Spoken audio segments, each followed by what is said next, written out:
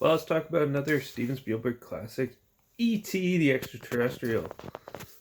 Alright, well, this was another monumental hit for Spielberg back in 1982. It was released by Universal June 10th, 1982, starring Dee Wallace and Peter Coyote.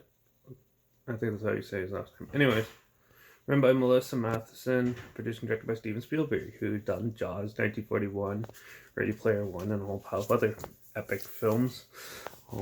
If you're not familiar with E.T., it basically is the story of there's an alien that comes and visits Earth and gets left behind, and this young boy named Elliot finds him in his backyard, and yeah, he tries to keep him hidden from his parents, and his siblings slowly get so familiar with it that it's there, and they slowly start generating a good bond, like a friendly bond with the alien, and the government that seek it out and like do trial test, like find it and study it and stuff, where they try to keep them away from him, and yeah, it's just a nice little film about kids growing up and making friends with an alien. It is a really good film. It's well acted. It even has a little Drew Barrymore when she was like really, really young and stuff.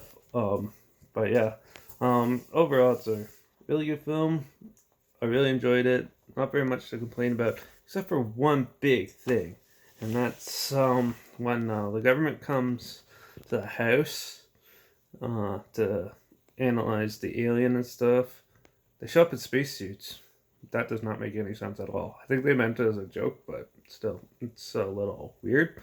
Also, when they're in the house, they quarantine it, and then they're like, the alien's sick and the kid's sick, so they have them there, and then you see a whole pile of people with hazmat suits, and then they just have like plastic draped down, and then the kids are watching TV, and all the other scientists in there aren't even just like fully like improper protective equipment or anything like that. And yeah, it just doesn't make any sense to me, anyways. But other than that little nitpick, the rest of the film I think is pretty solid. The acting's really good. Cinematography's amazing in this.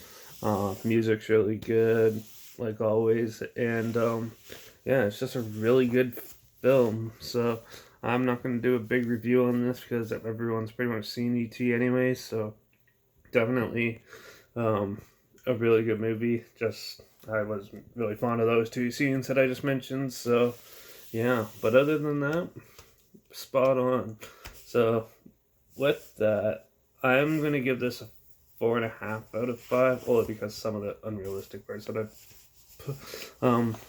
I mentioned, but it's still a really good film to check out. If you haven't seen it, definitely check it out. The trailer's linked down below.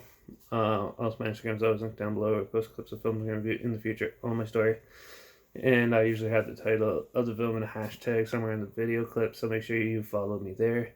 Like this video, share it if you really want to. Comment down below if you've seen this, let me know what you thought. Did you love it as much as I did? Do you hate it for some reason? I'll be interested to hear. And yeah. And if you have any other films that you want to hear my opinions on, comment those down below too. I'll try my hardest as soon as I can. And with that, make sure you subscribe as well, because usually you never know what the hell I'm going to talk about next. So definitely subscribe.